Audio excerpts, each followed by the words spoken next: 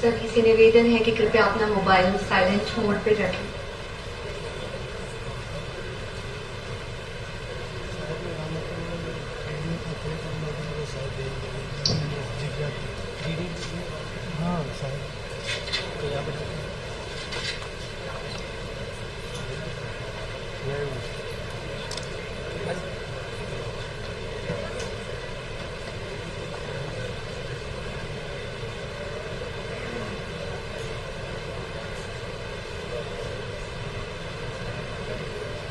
Respected Chief Guest for the 63rd AERC Sardar Patel University Foundation Day, Dr. P.K. Mishra, IAS Principal Secretary to Honorable Prime Minister of India, Government of India.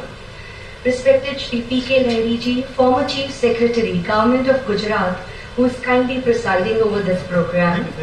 Esteemed guest, Dr. Anju Sharma, IAS Additional Chief Secretary, Agriculture, Government of Gujarat. Honorable Dr. Kirit Shelat, IAS Retired Executive Chairman, National Council for Climate Change, Sustainable Development and Public Leadership. Respected Dr. Keshav T. Nayak, former Director General, DRDO. Honorable Shri Ashwin Shroff Ji, Executive Chairman, Excel Industries Limited, Mumbai, who will shortly join us. Honorable Dr. A.R. Patel, former Vice Chancellor, Junagadh Agriculture University. Respected host of today's function, Professor Dr. Niranjan Patel, Vice Chancellor, Sardar Patel University. Honorable Dr. Bharat Patel, Registrar, Sardar Patel University, Vidyanagar.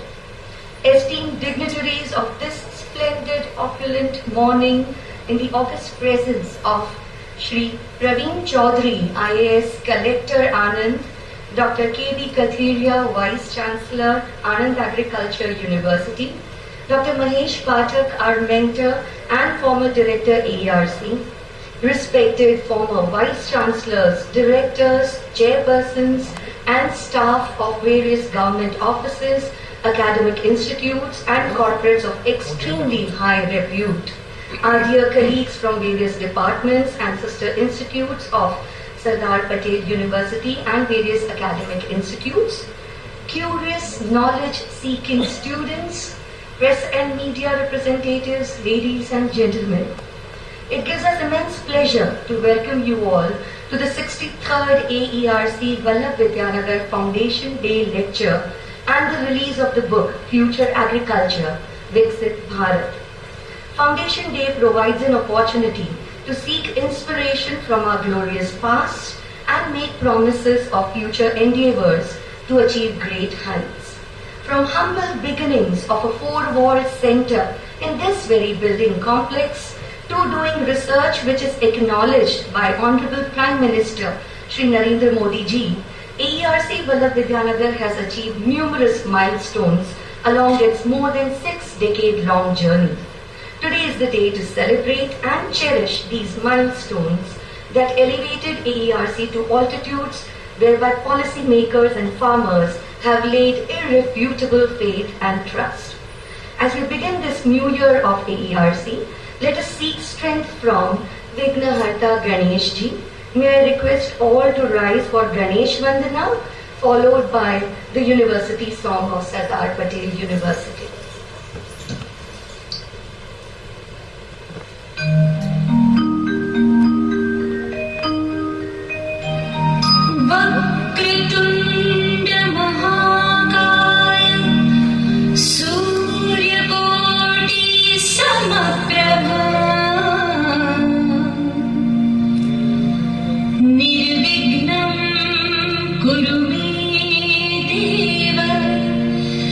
सर्वका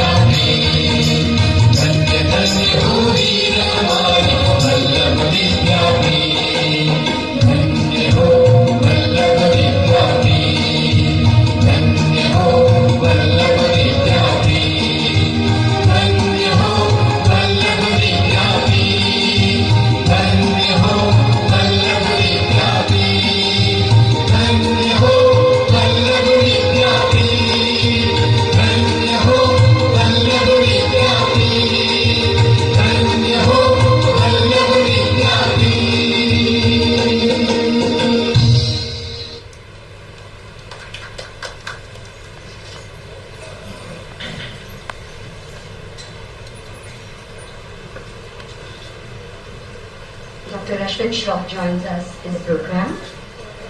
We now have the pleasure of inviting the trailblazer, Dr. S.S. Kalankar, Director and Professor, Agro-Economic Research Center, Sardar Patel University, to present the welcome address.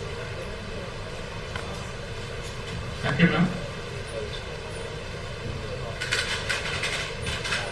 The chief guest of today's function, respected Dr. P.K. Mishra, the Principal Secretary of the Honorable Prime Minister of India, Sri D.K. Lahiri sir, the former Chief Secretary, Government of Gujarat, Dr. Anju Sharma ma'am, the Additional Chief Secretary, Agriculture, Government of Gujarat, Dr. Kiri Seret sir, the Executive Chairman of NCCSD Ahmedabad, Vice Chancellor of our University, Professor Nilendra Patel sir, respected Pramit Chaudhary ji, the Collector Anand, respected DDO Sir Anand, Dr. Keshav Vinayak, the former Director General DRDO, Dr. A.R. Pathak, the former Vice Chancellor of Junagadh Agriculture University, Sri Ashwin Shroff ji, Executive Chairman of Excel Industries Mumbai, respected Registrar Sri Dr. Bharat Patel, Professor Mahesh Pathak, our mentor, our advisor, respected Dr. K.D. Kataria sir, the Vice Chancellor, Anand Agriculture University, respected Timbadia sir, the Vice Chancellor of Organic University in Halo, former Vice Chancellor of Anand Agriculture University, Sheikh sir, other dignitaries, respected invitees, faculty members of our university departments, Anand Agriculture University and nearby colleges, staff of AERC, CCS, students of Masters, MSc, MBA, Agribusiness, representatives of press and media, ladies and gentlemen. Very good morning to everyone. We are celebrating the completion of the 63 years of the establishment of Agro-Economic Research Center at this university, and it is my pleasant duty and a pleasure to welcome you all to the AERC Foundation Day celebration, AERC Foundation Day Lecture 2024 and the book release. Respected sirs, on this occasion we must remember the contribution of Sri H.M. Patel sir, who has established this center and provided research support, followed by the founder director Dr. D.S. Vyas. He has established very rich tradition of research in this center, and obviously our mentor, our advisor, our supporter and a guide, Dr. Mahesh Pathak, who has nurtured this center for almost 4 decades period to make these centers to be on the national forum. Let me brief you very quickly about the work done by the center during the last 1 year and what we look forward to have our agenda in the near future. As most of you are aware, this is one of the centers established by the Ministry of Agriculture in India, and we cover the area of Gujarat, Rajasthan, Dadra and Nagar Haveli, almost covering the 20% of the net sown area of the country. So having the more important states like Gujarat and Rajasthan, we are having the huge pressure to conduct the studies on the problems related to the agriculture, rural development and the allied. Since inception, Center has been very closely working with the PG Department of Economics, and we have collectively been organized more than 50 seminars, and we have supported to get a PhD degree to more than 50 students. During this journey, Center has completed almost 211 research studies submitted to the Ministry of Agriculture, Government of India, 21 village surveys, 5 re-surveys, and many such studies for the Government of Gujarat, NDDB Anand, then the Government of Maharashtra. Even we have done the studies for the other institutions like ISEC Bangalore and the NDRI Karnataka and so forth. We are very pleased to make you happy that, as Madam has mentioned, our work done on rural development has been cited by the Honorable Prime Minister sir during his speech delivered at Varanasi on July 7, 2022.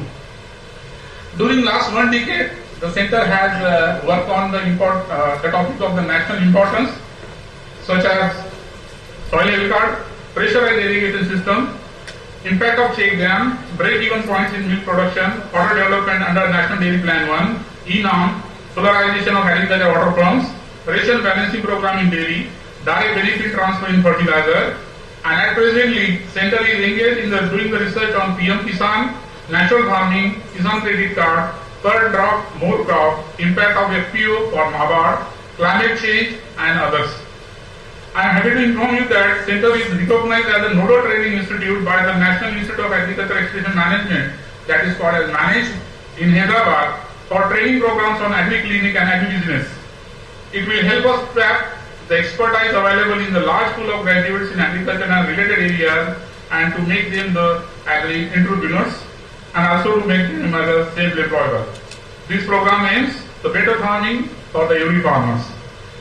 Center is also organizing the free seminars and counseling session every month jointly with the International Institute of Import and Export Management, Ahmedabad, for the aspirants interested in marketing and agribusiness, that is on imports and exports. During the last 1 year, the center has organized National Conclave on the role of Kisan Credit Card with the support of NABARD, Ahmedabad, wherein Sri Purushottam Rupalaji, the then Union Minister of Fisheries, was the chief guest. 3 national seminars and international meets with National Council for Climate Change and Sustainable Development, wherein Sri Raghavai Patel ji, the Honorable Minister of Agriculture, and Dr. V.K. Saru sir, the member of Niti Aayog, were the chief guests. District level seminar was organized jointly with the Gujarat Natural Farming Science University to benefit the farmers about the natural farming. One more achievement, the Department of Economics and AERC under the auspices of Sri Mahesh Patel Endowment Fund sponsored Shaping a Good Researcher had organized Jugalbandi, the knowledge creation in social sciences and the sciences, wherein Dr. D.D. Kodwani, the Vice Chancellor, Delegate International, the Faculty of Business and Law, the Open University, United Kingdom, and Dr. Harish Kar, former VC, were the main speakers. We have been publishing the monthly magazine in the Gujarati and English language, along with agriculture support scheme booklet in Gujarat and Rajasthan, which we provide the farmers at free of cost. Also, the leaflet on Desi cow-based natural farming is being circulated. Besides, the policy brief and policy alerts are submitted to the Ministry of Agriculture, Government of India, which is compiled by the CMA IIM Ahmedabad, which is the contribution of 50 centers in India. For having more collaborations on the various areas, different areas and areas which is going to be coming up in the Viksit Bharat, we have signed the MOUs with Western City University, Australia, NCCLD Ahmedabad, Gujarat Natural Farming Science University, Anand, that is in Halul now, International Institute of Import and Export Management, Ahmedabad, Indian Society of Agricultural Marketing, Hyderabad, Self-Employed Women Association, that we know SEVA, Coastal Salinity and Prevention Cell in Ahmedabad, Sister Innovation in Ahmedabad, and the Multi-State Institute of Skill Development and Research in Gandhinagar. The few MOUs which are under the process to have captured the remaining areas like Japanese Ministry of Agriculture, Forestry and Fisheries, Tokyo in Japan, Department of Social Science, School of Liberal Studies in Pandit Dindayal Energy University in Gandhinagar, Responsive Drip Irrigation Material Training Limited in UAE, and also our close institution like SPEC and others in Anand. Center has been jointly working with the Cost of Cultivation Scheme to organize the Organic Art Weekly in the university campus under the leadership and guidance of our Vice Chancellor sir to cater the need of the people who love for the having organic food and the farmers who have been producing the organic crops. We have also started the vermicompost kit in order to enhance the people's acceptance toward the organic one. With generous donation which we have received from Professor Mahesh Patel sir, we have planned to establish ARC Knowledge Center very soon, which will be very useful for the student, researchers and others. Despite of limited staff strength and the few long pending administrative issues, our center has always tried to be in forefront in the family of Agro-Economic research centers and the units, and will continue these efforts by undertaking the objective and independent research to discover and disseminate the new knowledge on the issues enjoying the national priorities. We wish to work on the new areas like biochar used in agriculture, possibility of using the plasma water, responsive irrigation systems with the increase the soil fertility and sustainable agriculture. Advice and support of visionary policy makers like Dr. P.K. Mishra, Dr. Scheller, Dr. Patel, Dr. Anju Sharma, and our very close mentor, supporter, Dr. Kacharia, Dr. Simbadia sir, even the CGM NABARD, Singhal sir, and many sir well wishers. We will try to make these centers to be a center of excellence in the near future. And our team, the team ARC, aims to work together with the Department of Economics to achieve and maintain the same. Ladies and gentlemen, our chief guest, Dr. P.K. Mishra, must remember his attachment with the ARC. I hope having his attachment with the IDS Sussex, that time ARC has played some role to have a discussion with him when Dr. Mahesh Patel was being on the, I think, already died at that time. So it is a proud privilege that such a personality is with us today to deliver the AERC Foundation Day lecture. So we are all eager to listen to him. Ladies and gentlemen, I stop here. Thank you very much and welcome you all. Thank you, sir. We now proceed with welcoming our esteemed guests with a token of honor and respect for their gracious presence. May we now invite the head of our Sardar Patel University family, Dr. Niranjan Bhai Patel sir, to please welcome the chief guest of today's function, Dr. P.K. Mishra ji, IAS Principal Secretary to Honorable Prime Minister of India, Government of India.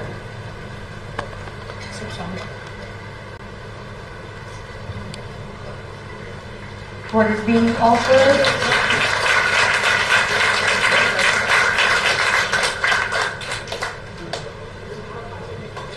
This is a Chandan sapling.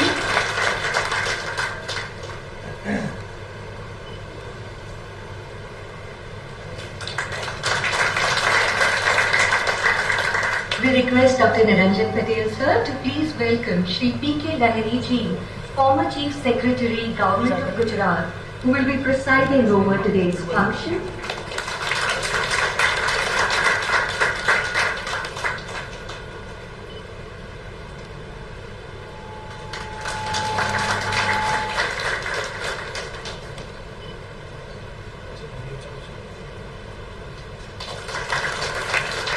Thank you, sir. We now request Dr. Bhailal Bhai Patel, Registrar Sardar Patel University, to please welcome our mentor, Dr. Kirit Shelat, IAS retired, Executive Chairman, NCCSC, Ahmedabad.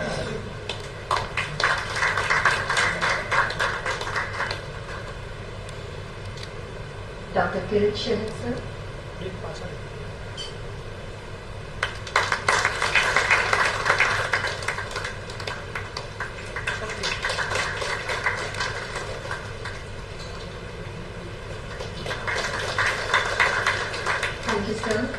I, in the capacity of Honorary Deputy Director, AERC, take the honor of welcoming Dr. Anju Sharma, IAS Additional Chief Secretary, Agriculture, Government of Gujarat.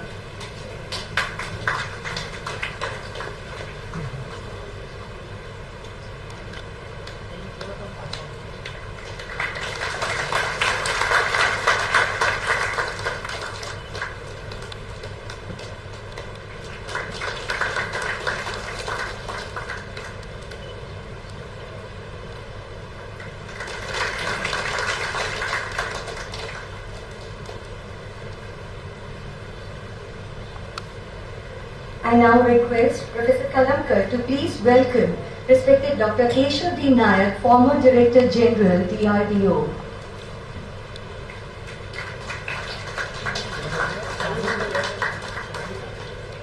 Dr. Keshav D. Nayak.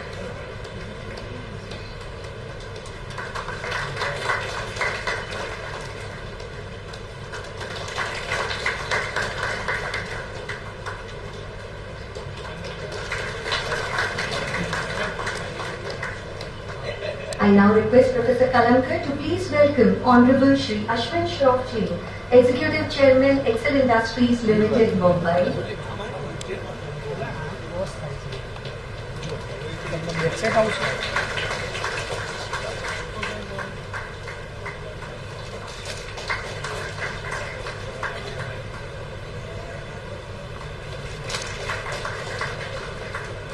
Professor Kalamkar, may please welcome Honorable Dr. A.R. Pathak, former Vice Chancellor, Junagadh Agriculture University.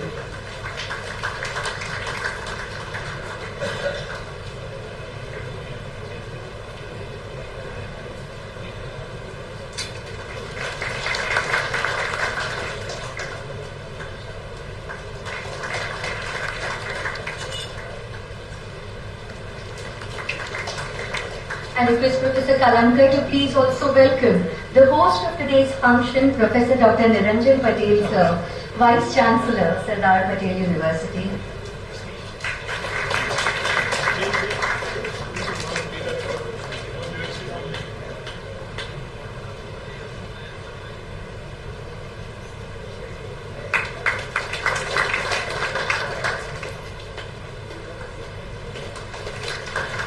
Request Professor Kalankar to please welcome Honorable Dr. Bharat Patel, Registrar, Sardar Patel University, Vidyanagar.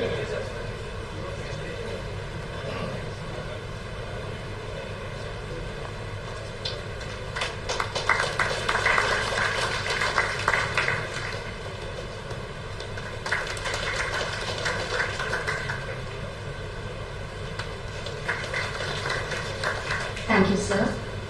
Sardar Patel University is commemorating the Iron Man of India, Sardar Patel, on his 150th birth anniversary through a series of events as a part of the flagship umbrella program called Sardar Saga, Sardar 150.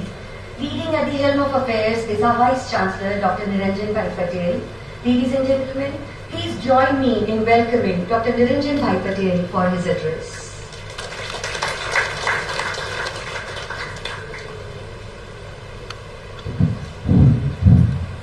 नमो नमः कृष्णम वंदे जगद्गुरु। आज के समारोह के मुख्य अतिथि भारत के यशस्वी प्रधानमंत्री श्री नरेंद्र भाई मोदी साहब के प्रधान सचिव भारत सरकार आदरणीय डॉक्टर पीके मिश्रा सर, पूर्व मुख्य सचिव गुजरात सरकार समसामयिक चिंतन आदरणीय श्री लहरी साहब, डॉक्टर रंजू शर्मा मैडम अतिरिक्त मुख्य सचिव कृषि गुजरात सरकार, जिनका मार्गदर्शन न केवल AERC को मिलता है लेकिन समय समय पर विश्वविद्यालय को जिनका कुशल मार्गदर्शन प्राप्त होता है, ऐसे हमारे आत्मीय स्वजन आदरणीय श्री किरीट भाई सलत सर, सरदार पटेल विश्वविद्यालय में पधारे अन्य महानुभाव, मैं आप सबका सरदार वल्लभ भाई पटेल की इस पावन भूमि पर तहे दिल से हार्दिक स्वागत करता हूँ।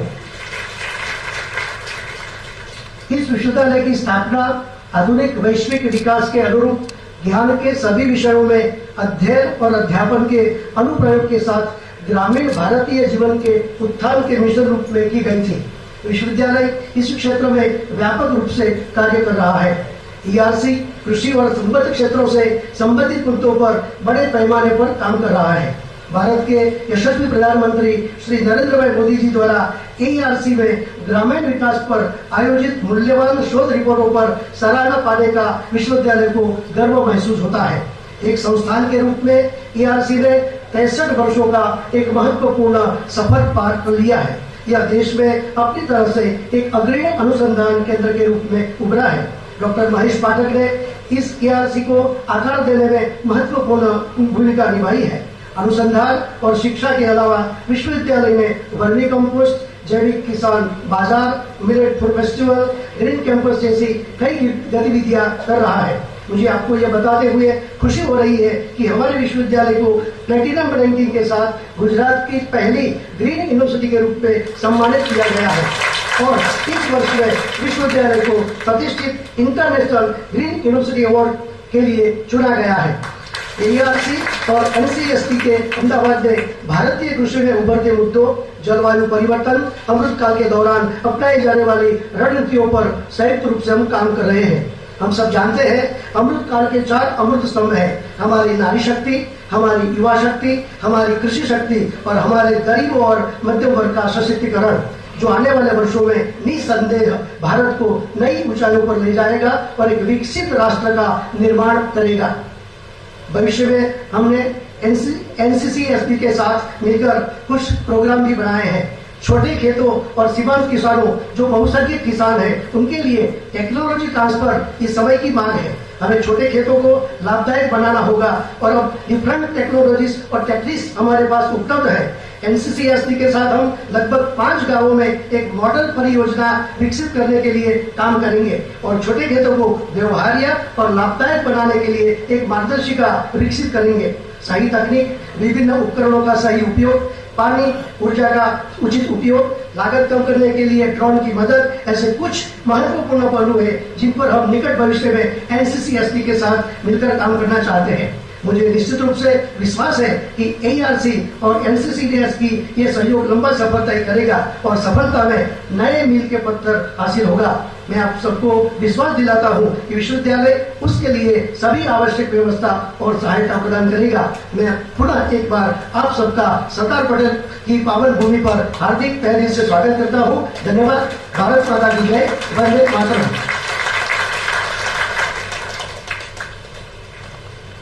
Thank you, sir. This August gathering may please acknowledge that we at Agro-Economic Research Center are constant beneficiary of the wisdom, expertise and mentoring of Dr. Kirit Shilad ji. Please welcome Dr. Shilad for his opening remarks.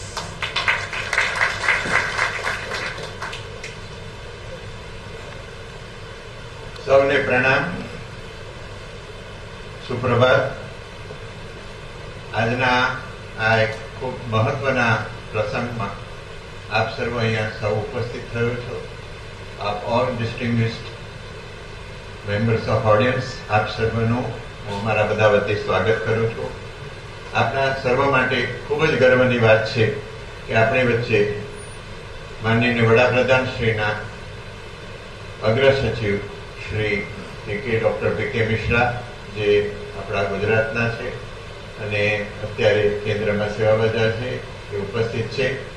એ આપણને સંબોધન કરનારા છે. આપણા ભૂતપૂર્વ મુખ્ય સચિવ doctor PK લહેરી આપણી વચ્ચે છે અને એ બંનેને, ડોક્ટર મિશ્રાને અને ડોક્ટર પીકે લહેરીને અમે we call them as a jewels of Gujarat. તો આપણે બધા જોરદાર તાળીઓથી સ્વાગત કરીએ.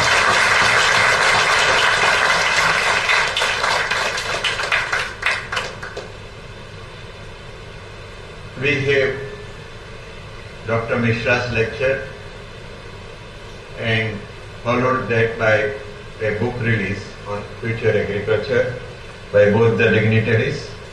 We are very grateful for distinguished persons who have joined us. Dr. Anju Sharma, Additional Chief Secretary, Shri Ashwin Chauk, who is connected with number of voluntary activities in the state. Dr. Keshav Nayak, who is now associated with us for technology transfer, which Dr. Niranjan Bhai mentioned. Niranjan Bhai જે વાત કરી એ પ્રોજેક્ટની એ વાત છે કે આપણા farms નાના થતા જાય છે, એટલે માર્જિનલ ફાર્મર્સ હવે રહ્યા છે, એને કેમ વધારે લાભદાયક અને પ્રોફિટેબલ બનાવવા એ માટે આપણી પાસે ટેકનોલોજી ઉપસ્થિત છે પણ ખેડૂતો સુધી પહોંચતી નથી. એ માટે આ યુનિવર્સિટીનો સહયોગ આપણે બધા સાથે રહીને પહેલા મોડલ પ્રોજેક્ટ 5 ગામમાં કરીશું. So I congratulate Dr. Niranjan Bhai for this gesture for farmers of Gujarat and country. We have also Vice Chancellors of University, Deans of Colleges. We have Shri Pratik Agrawal, Dr. Arun Sharma, and number of people have come from all the way of different parts of the country to listen. Professor Vaishnav has come with his team from Pune. Then we have Dr. Pai from Bangalore. We have Dr. Sadamate from New Delhi and Professor Sanjay Deshmukh from Mumbai. Apart from Professor Sama and our members of ARTI team, Seva team is here. Apart from the collector of the district, the district development officer and district superintendent police and district team of agriculture administration. I congratulate Dr. Niranjan Patel, Vice Chancellor of the Sardar Patel University, for developing wonderful university which is a path-breaking tradition and whose alumni are all over the country and at international level. And whenever you give the name of university, the admission in international level is immediately secured. That is the reputation of the Sardar Patel University. And I congratulate him and all his team members who have developed this, including Dr. H.M. Patel, who was behind this. I congratulate Dr. Kalamkar, who is doing wonderful work. Dr. Pathak is also here. They are doing very good work. And taking forward in economic research is very important, not only for the farmers' development, for the country's development. I also noticed that Dr. Singhal from India, from NABARD has come, Kimbadia is here, Professor Sheikh is here, Professor Pathak is here, so we welcome all of them. I will not take now much time, just to conclude to say we are heading for the Amrut Kaal, led by our dynamic Honorable Prime Minister Shri Narendra Modi. He calls for concerted action and he himself has laid down path for agriculture and rural development. We therefore thought that there is need to develop and action plans. And therefore, we had series of seminars, output of which is this book on future agriculture, which will be released today by Dr. Mishra. And once again, we thank you all for being here and patiently listening to this speech. Thank you very much. Jai Hind, Pranam. Thank you, Sharad sir. As mentioned earlier, this splendid morning is blessed with gracious presence of esteemed guests. Join me in welcoming one such esteemed guest, Dr. Keshav D. Nayak, former Director General, DRDO.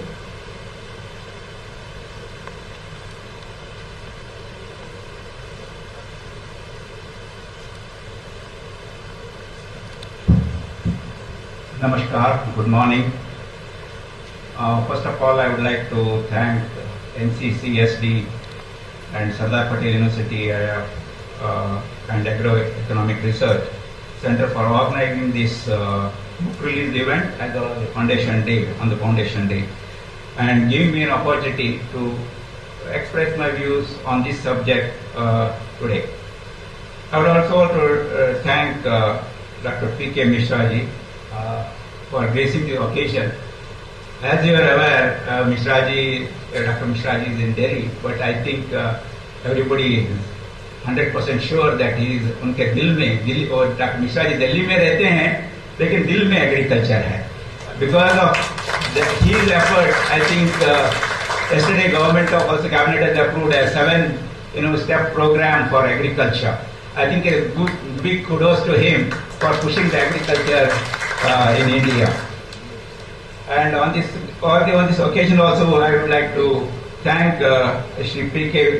ji for gracing the occasion, as well as Anju Sharma ji, Professor Niranjan Patel, Dr. Patel, and dignitaries on the dais and off the dais, and 21st century India. So when I always address the students, I always call them 21st century India because the 21st century belongs to them. Thank you for being here.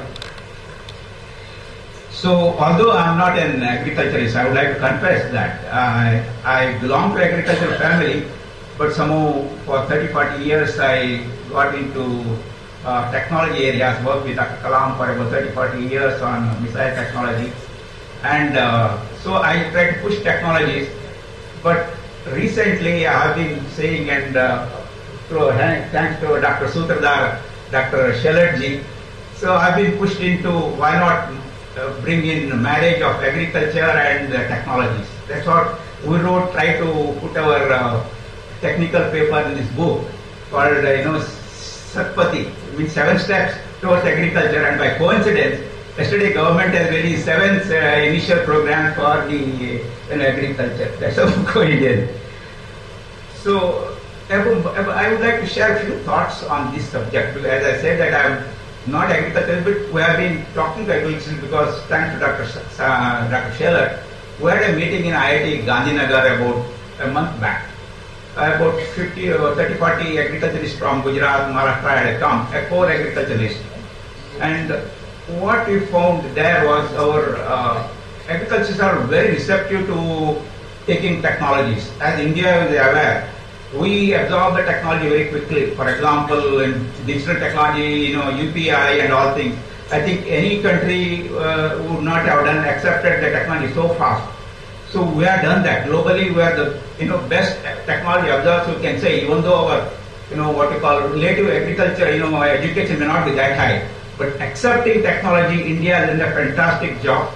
So from that angle, I said our agriculture people also are very intent in absorbing technology. But the concerns which came, 1 or 2 to us during this meeting, I would like to share with you. One is the agriculture people felt that, farmers, not agriculture people, farmers, they said that somehow in our society, agriculture considered as a lower things. Normally, in our household, we think, what are the best professions we think? Obviously, civil service is the top one. Then engineers and doctors. Always somebody would like to say, engineer hona chahiye, doctor hona chahiye. But somehow, if you marry this, the technology to bring it to agriculture, then I think the agriculture engineering, or agro-engineer, that will give, some what I call is the, impetus to the agriculture. What we call is nowadays is branding. You know, everything is branded nowadays. So if you brand agriculture, the people in the villages, they take up the agriculture more. That's what I felt from the few of the people. So from that angle, I said, why not we, like IITs, I'm just saying, agriculture or other technical premier institutions, they take up this job to give a, you know, what you call branding to the agriculture, bringing in agro, what you call engineering, agro-tech sort of a thing. And I request Dr. P.K. Mishra ji to put this into that concept so that agriculture will become, even though we are good doing in that, but this will give some impetus. That's my personal view. I thought that's what I should share with you. So currently I've been discussing with Gandhinagar because we had a meeting last time in the IIT Gandhinagar. We talked to Professor Rajat Mona whether he can take this initiative. He is positive for that, but somehow it has pushed from the top side. That's what my request to Dr. P.K. Sharma, P.K. Mishra ji. So on the book side, I think we are trying to put in concepts of technology in agriculture so that the agriculture and technology come together and productivity has increased a few times. As you are aware, compared to the developed countries, even the like China and all things, our productivity in agriculture is slightly lower compared to the same resources we are putting in. So if you bring in technologies, that's what I think revolutionize you can do. And that's what effort we are trying to do through this book as well as our combined effort of agriculture people, agriculture universities and the farmers, because finally the farmers have to take it up. I call them Annadatas. Again, I would like to thank Dr. Shalat and this university to give me occasion to share my thoughts. Thank you for listening patiently to me. Thank you. Thank you, Nayak sir. Academic fraternity associated with agriculture in Gujarat is respectfully acquainted with stalwarts of agriculture. Please welcome one such stalwart, Dr. A.R. Patel, former Vice Chancellor, Junagadh Agricultural University, for his address.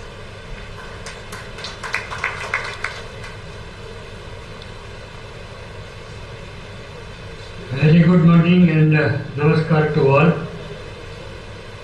Respected dignitaries on the dais, Honorable Dr. P.K. Mishra Sahab, Principal Secretary to Honorable PM, most respected Lahiri Sahab, former Chief Secretary Gujarat, Additional Chief Secretary Gujarat, Madam Manju Sharma, Honorable Vice Chancellor of this prestigious university, Dr.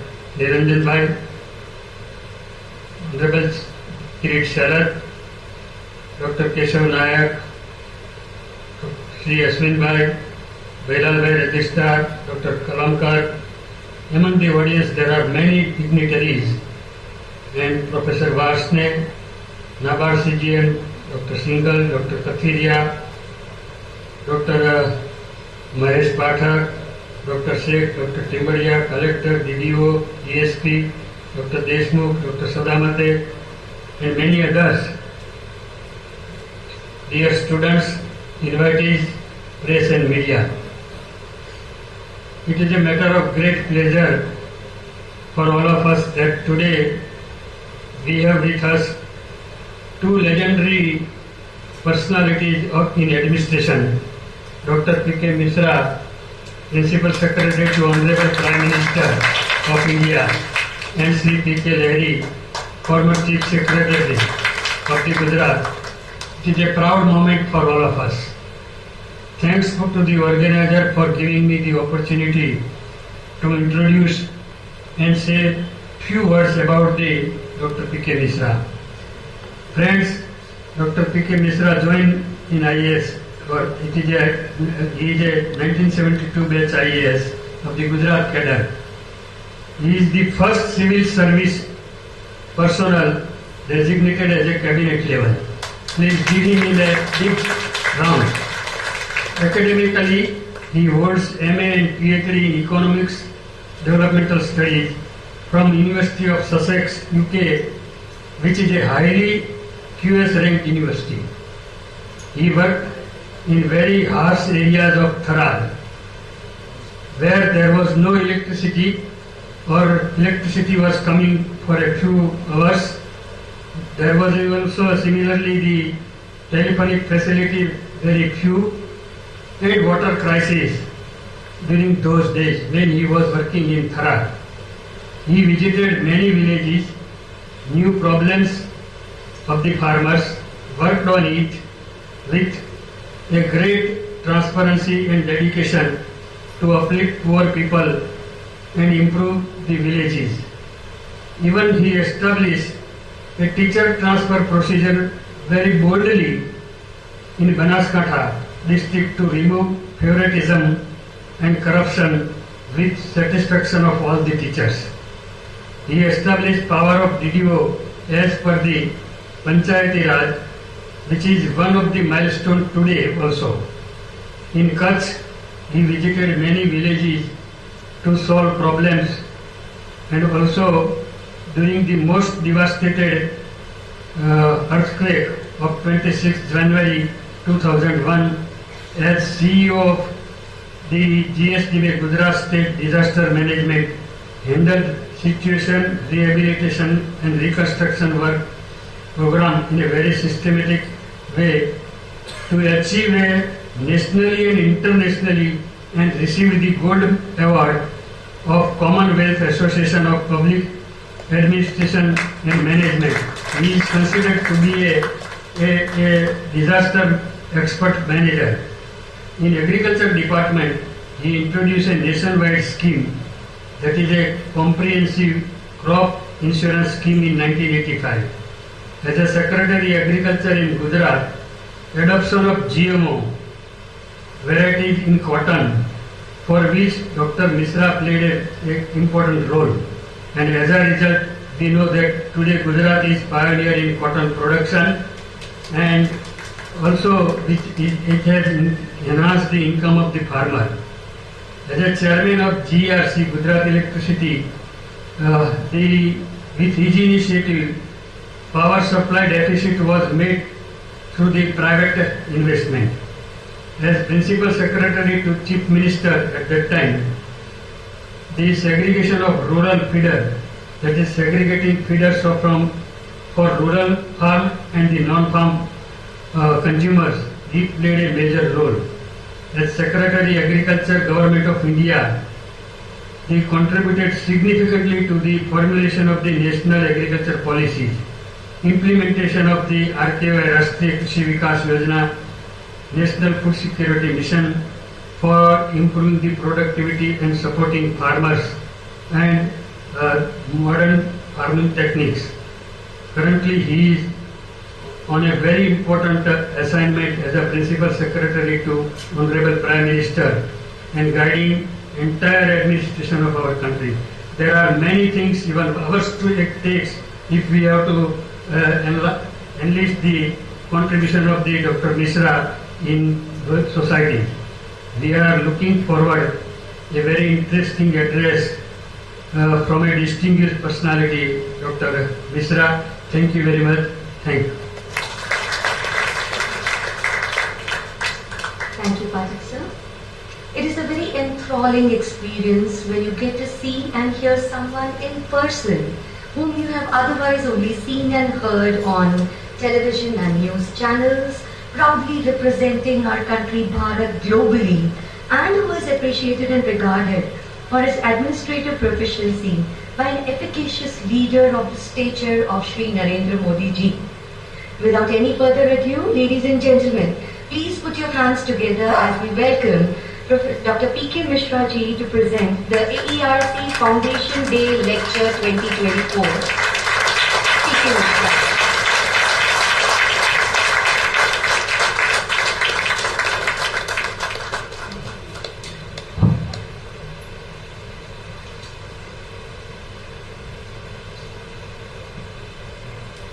Professor Dr. Niranjan Patel, Vice Chancellor, Sardar Patel University, Sri P.K. Lahiri, former Chief Secretary, Dr. Anju Sharma, Additional Chief Secretary, Agriculture, Dr. Kirish Seller, Chairman NCC SD and former Secretary Agriculture,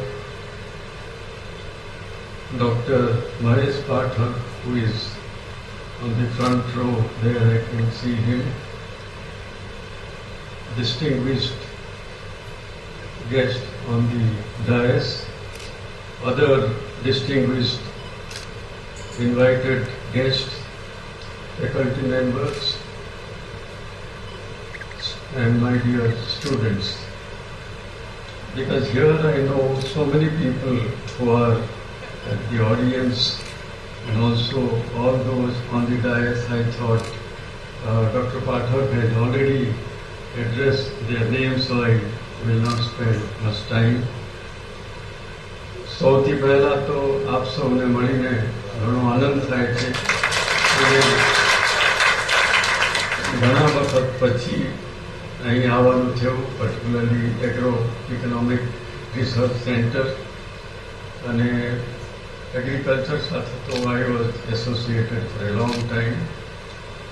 So અત્યારે આપ સૌને મળીને બહુ આનંદ થાય છે and I feel I have many nostalgic memories also.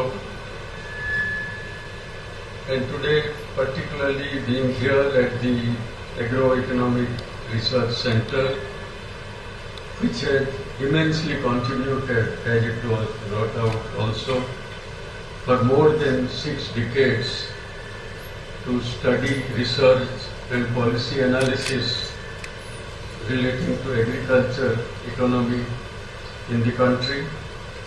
It has improved our understanding of various issues in agriculture and rural development.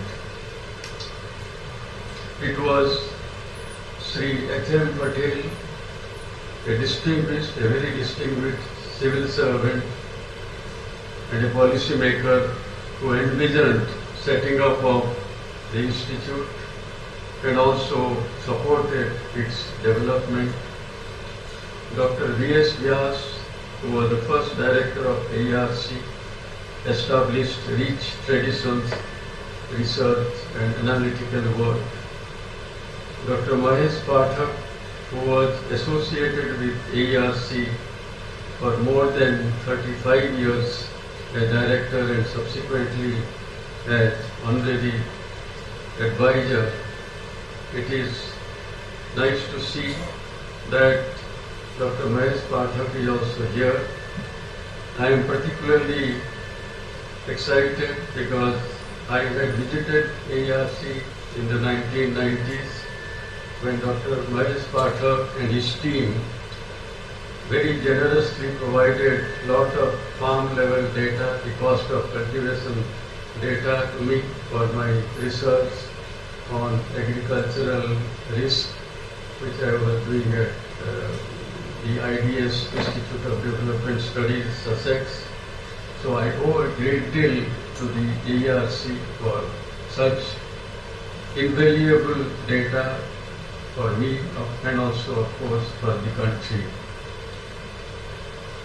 I had an earlier association with Dr. Mahesh Pathak when he was the chairman of the first ever Agriculture Commission of Gujarat during 1988 and 90, and I was very closely associated with the deliberations of the commission as I was working as Joint Secretary in the Department of Agriculture those days.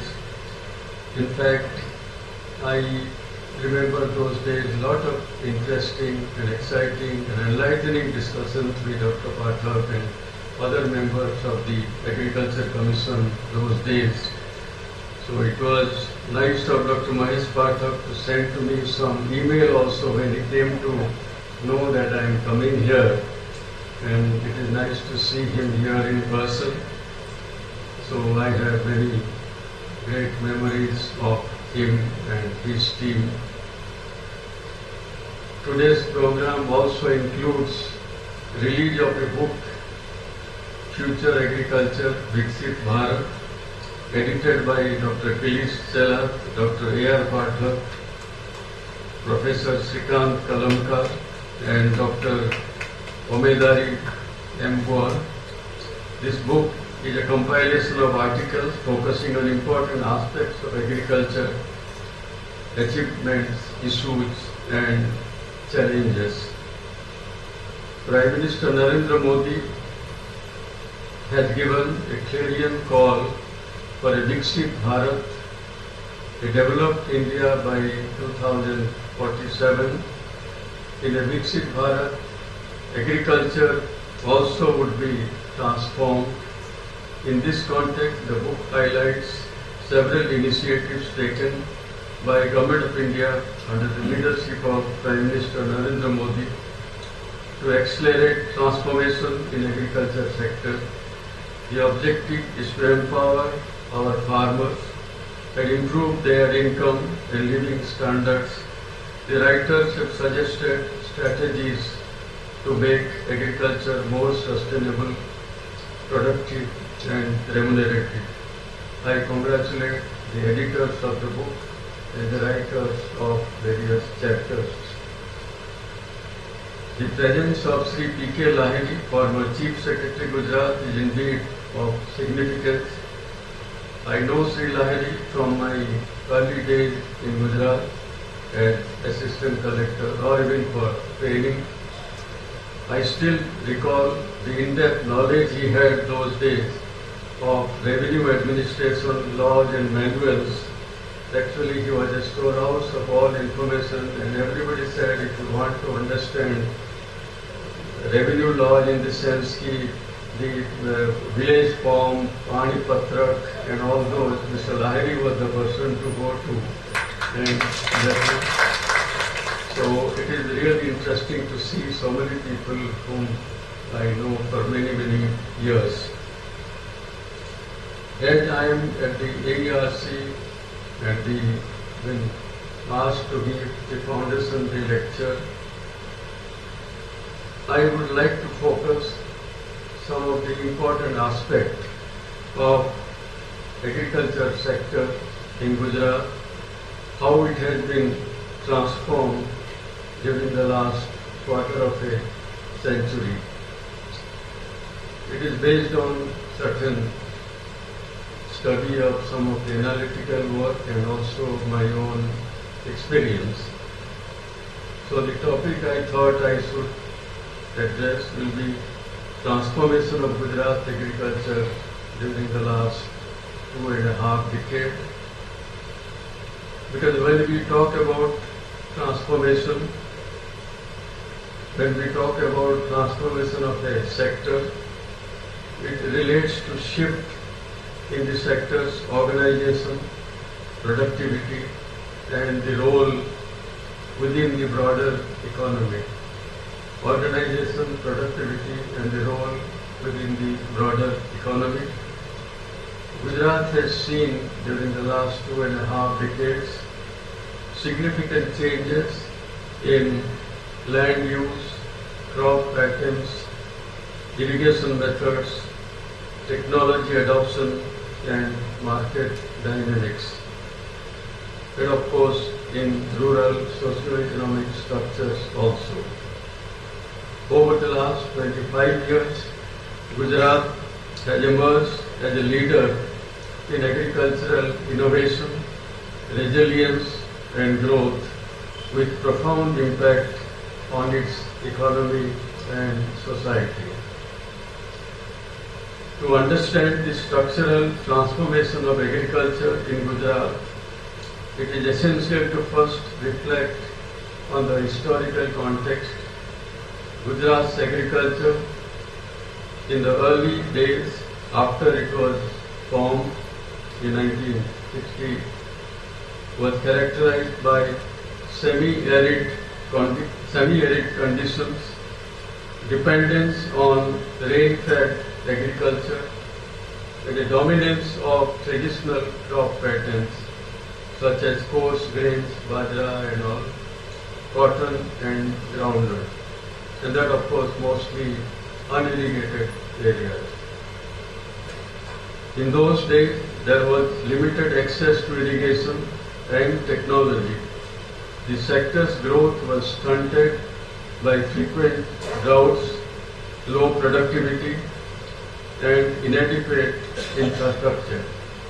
However, in the past 2.5 decades, there has been a remarkable shift in these dynamics driven by both policy initiatives and grassroots innovation.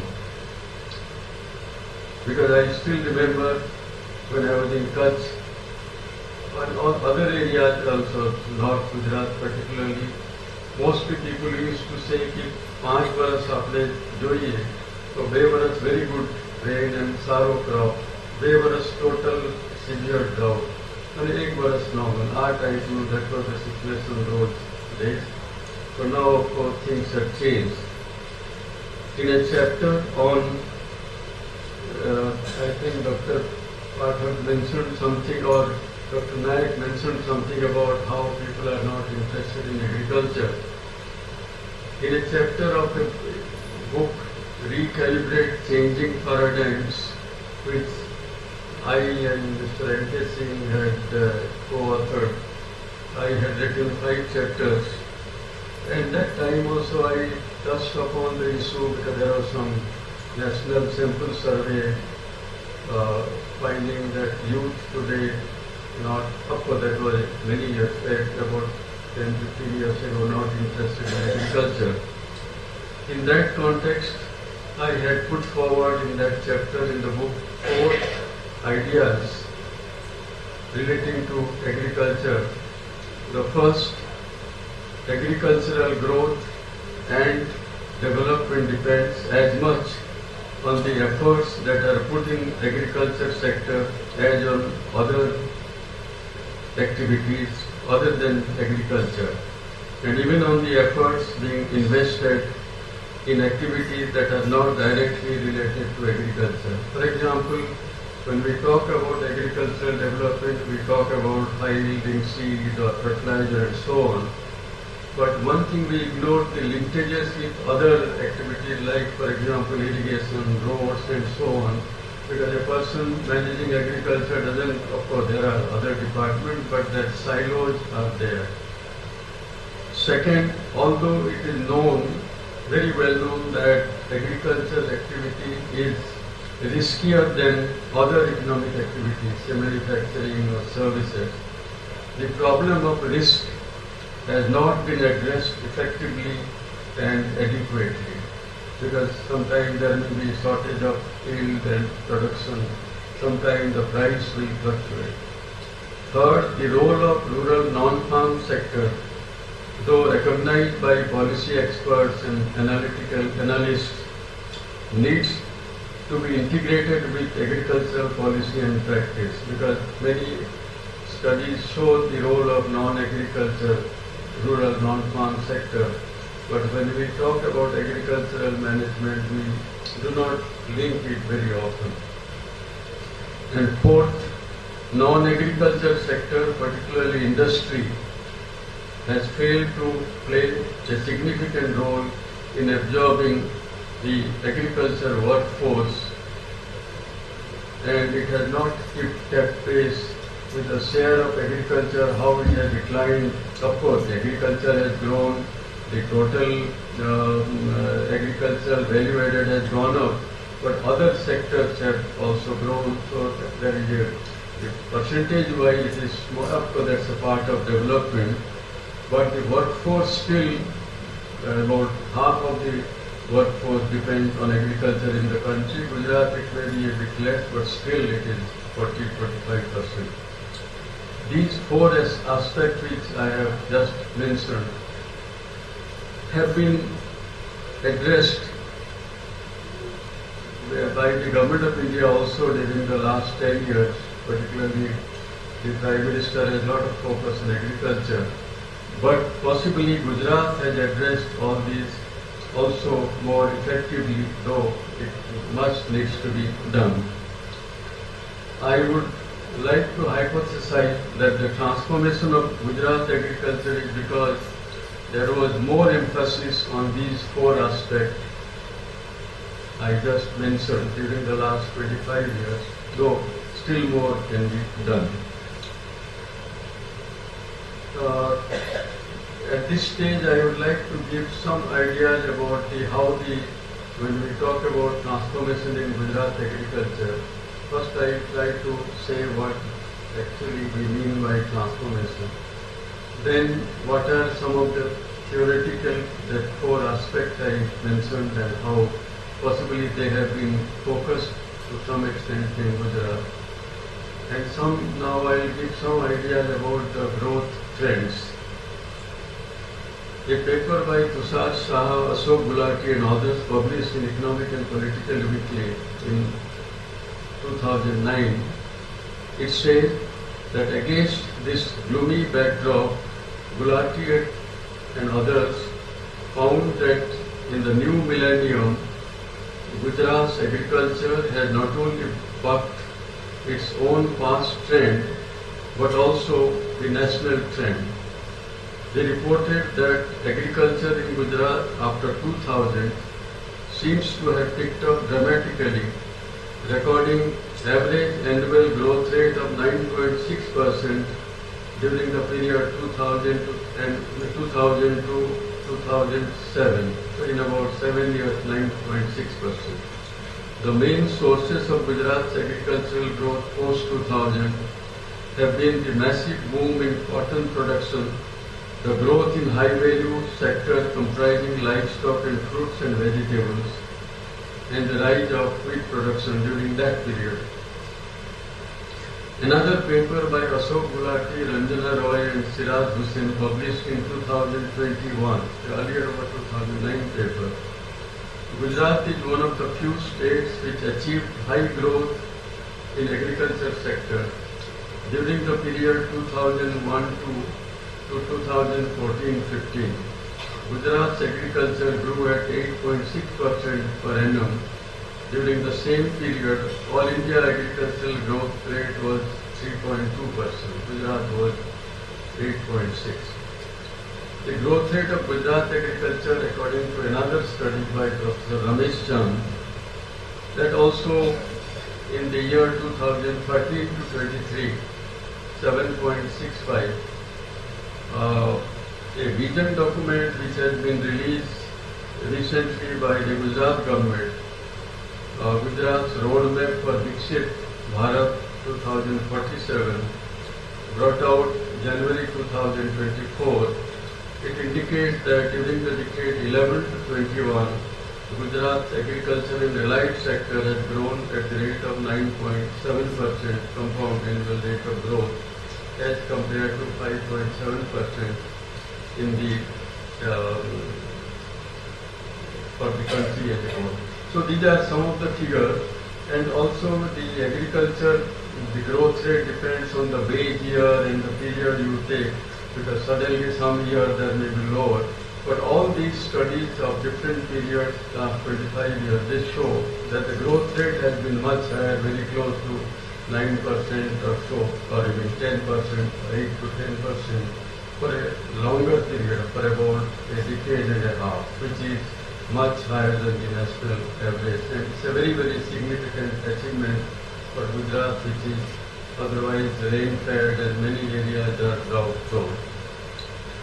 Actually, I remember that in the year 2000, for the whole year there was a lot of work done by the Gujarat government, different departments, agriculture and others, to prepare a Gujarat Agro-Vision 2010, that was in 2000. So for the next 10 years, what should be our vision of Gujarat agriculture? An action plan also was prepared. That time I remember there was a lot of debate. What should be the projected rate of growth? Which would say that the rate of growth should be this we want to achieve. And to do that, what are the activities, action plan we should take? And there was a lot of debate which took place. What should be the growth rate? It ranged from 4% to 8 or 9, 10%. Some people said we should be very ambitious. Others said that in the earlier decades, about 2-3 decades, Gujarat growth rate has ranged from 2.5 to 3. Never reached 4. All India also those days it was 3.35. So to go up to 8, 10 will be very, very unrealistic. That's what it was thought. Some said it should be 4 or 5. But finally it projected a growth of 6.8% for the next 10 years in 2000. But actually, as I mentioned, the growth was actually more than that because of the many favorable development took place, the BT cotton, more focus on horticulture and so on. So that was, of course, that action plan that Agro-Vision also played an important role in bringing out a roadmap, and that also influenced the action taken. Another landmark policy was the agro-industrial policy of 2000, which talked about making Gujarat a destination of choice for investors and processors. It focused on the processing, agro-processing, cold chain, more investment in agriculture. So these were two very, very landmark policy by the government and the other organizations. So now what I have tried to show that the agricultural growth rate was much higher. There were certain policy, very specific policy and also action plan. But agriculture, another issue in agriculture is the instability. Because agricultural growth can fluctuate because suddenly the weather, the rainfall will be very less and so on. So there are factors such as weather, climate and geography, and also geopolitical shocks also because the international market, the price will go up, price will come down. A very useful indicator to also understand transformation in agriculture, not only to talk about the rate of growth, how it has changed or increased, but also had it become more stable, had the fluctuation reduced. And for that purpose, normally not only for agriculture but for any economic parameter, because one major is the standard deviation used by statisticians, how it varies and the fluctuations, they have the standard deviation. The remarkable situation in Gujarat was that the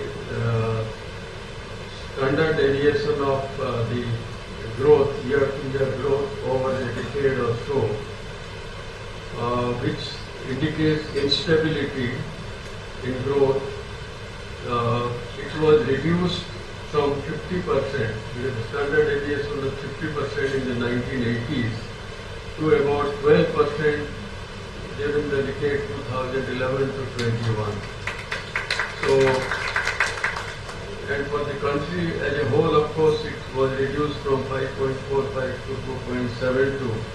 But we must note that for the country as a whole, the instability may not be that much of a problem because there are diverse agroclimatic situations. One area is such a large country with such diversity. One area there may be drought, other area there may be good crop and so on. But for a state like Gujarat, it is different. So there it is very remarkable that this instability has also been. That is of course because of the irrigation and so many factors. So Gujarat is called the growth engine in India. It is among the top industrial states in the country. This could be possible because of all-round development not only in manufacturing and services but also in agriculture. But as I had mentioned earlier, despite a high level of industrialization, agriculture continues to play a very important role in providing employment, particularly in the rural areas, because agriculture's share in the gross state domestic product is about 1/6, about 16-17% or so. But still, it provides employment to about 42% of the workforce. So that is one of the challenges, and as I mentioned in those 4 ideas, that the last one, that the other sector like manufacturing and services have not been able to absorb the labor which should go out of agriculture as it happens in developed economies. And of course, the growth of manufacturing in Gujarat also is also to a great extent linked to many of the commercial crops such as groundnut, cotton, textile industry, for example, depending on cotton and so on. Now, as I mentioned, the growth rate there is a significant improvement, possibly a structural change or a transformation. Instability has also reduced. So now the question is, what could be the reason, how it could be achieved? I just briefly mentioned, because many of the analytical studies indicate that there were a lot of policy interventions and infrastructure development. Some of the policy intervention, I said that agro-vision or the agro-industry policy and other interventions. And of course infrastructure also, that other sectors which are not related to agriculture. A significant change in Gujarat's agriculture has been expansion of irrigation infrastructure. For example, the Sardar project was instrumental in providing water in the drought-prone areas. The Sauni program, Saurashtra Narmada Aftaran irrigation, which aim to fill 115 dams in Saurashtra and other and Kutch areas. Gujarat is also one of the pioneering states in regulating use of water also. That is one area. The other is that the Gujarat Green Revolution Company, which was to advance micro irrigation, then streamlining the subsidy process and farmer access to this. Micro irrigation also provided a very important instrument to economize the use of water. And in fact, an important thing that the area under irrigation, the crop area irrigated, increased from 33% in 2001 and 2 to 69% in 2001 and 2021 and 22. That's a very big jump. In fact, I remember those days when the irrigation percentage used to be 30, 33, 31% or less. A lot of experts used to say that our potential is to reach maximum 50%. We cannot go beyond 50%. Area will have to be rain-fed, but we have already achieved 69-70% because of course, many reasons, more water from Narmada and also micro-irrigation also. And the cropping intensity has increased from 111% to 155%. Another reason was this electricity, because farmers, Gujarat one of the highest percentage of use of electricity in agriculture. So the separation of feeder also, that led to more efficient use of electricity, and also some of the non-farm activities also could expand in rural areas. I remember those days when Sri Narendra Modi became Chief Minister, I think within a year or so, he suggested, gave the idea that because those days most of the cases is about 30-40% electricity in agriculture, and in many cases the people in the electricity organization will say the agriculture there is a lot of misuse, a lot of leakage and so on. He said, why can't we separate the feeders? Nowhere in the country it had been done. Initially, I think all the relevant departments, they say it's a very unrealistic idea. He has just become Chief Minister, so he may not know all the technicalities and complexity. In fact, there was a lot of resistance. I remember I was in the CM. So finally, some electricity board engineers also they said it cannot be done. Cost also, the finance department said cost will be more. Then I called some of the engineers, because I was in the electricity board before that for 5 years. So they had some confidence in me. So I said, let us start in a few villages on a pilot basis. And then it was started. The rest, of course, is history because it was nationally acclaimed. Many states have adopted. Now it appears to be a very routine thing, but how it was introduced, I think. So without increasing the the total quantum of energy, it changed the whole profile of the rural area, rural agriculture. Then of course shift to high value crops also has taken place.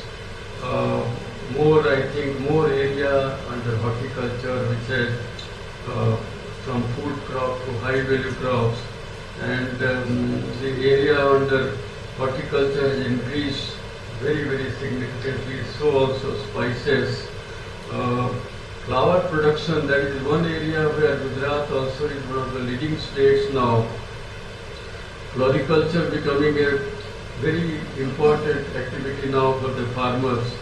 Favorable climate, and also even in this Surat, Anand and Vadodara area, there is a lot of floriculture nowadays, which I was also surprised to know, because those days when I was here, hardly any flowers here. Then Krishi Mahotsav, which was introduced by the then Chief Minister, who is now Prime Minister, and soil health card. These are the two interventions which also help extending, having more scientific approach to soil health, then scientists going to villages and farmers access to scientific knowledge. iKhedut portal, which provides farmers with timely access to agricultural inputs, the latest farming knowledge, welfare schemes, weather updates and so on. So all these have changed the profile of extension, access to knowledge. The other intervention was the high-yielding varieties and biotechnology. Particularly the adoption of BT cotton has led to much higher yield and lower use of pesticide. Of course, of late there have been some issues about the BT cotton, but that transformed the semi-arid area. The area under cotton increase, the productivity increase and cotton production, I will not like to go into number, but has phenomenally increased. That again, a very interesting experience I had, because I remember in the year 2001, when again Modi was first, very early days of his Chief Minister. Government of India, there was some information they received, because those days the GM variety was not used. BT cotton was also not permitted in India.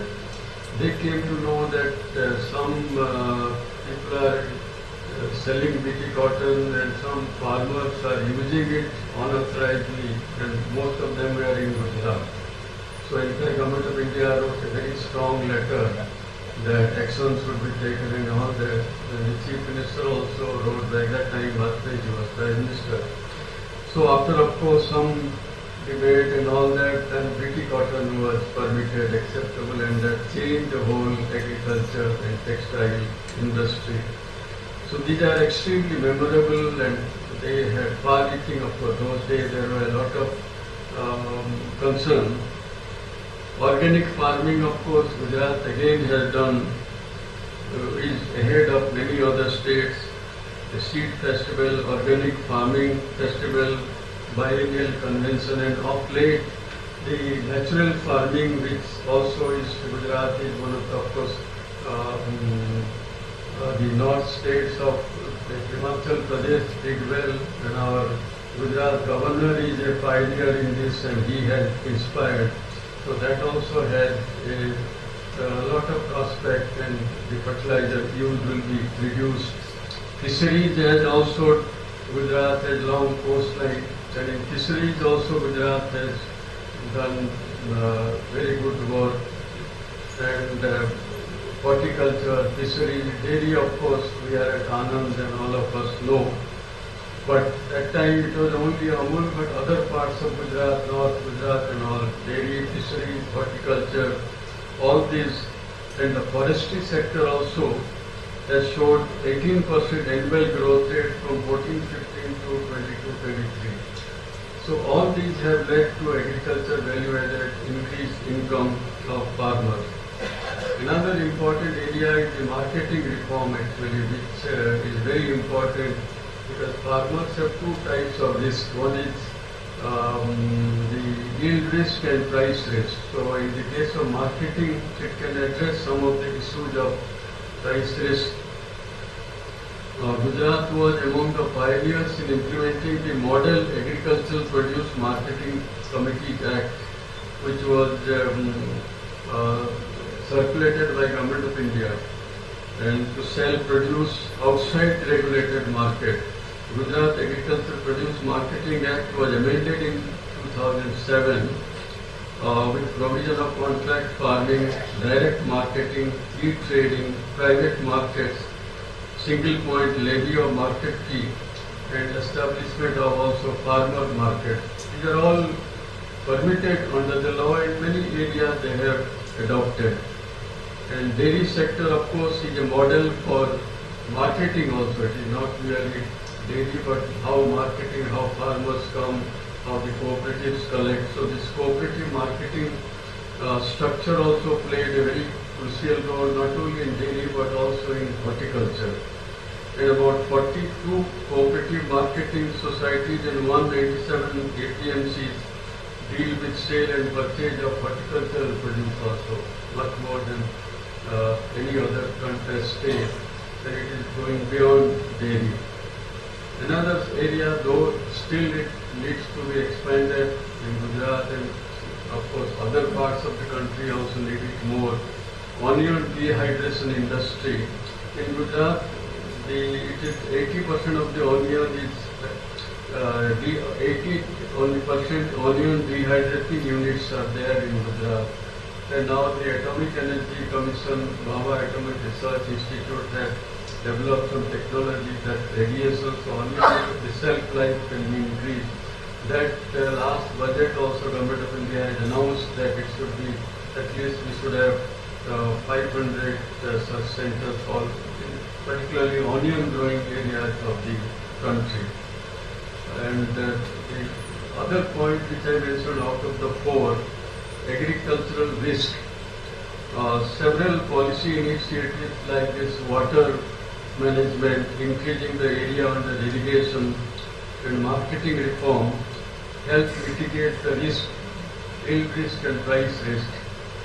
More importantly, Gujarat accepted the crop insurance scheme which was introduced in 1985 much faster than other states. Because as I mentioned that agricultural risk has not got as much focus, though it needs more focus, but Gujarat probably gave more focus to it.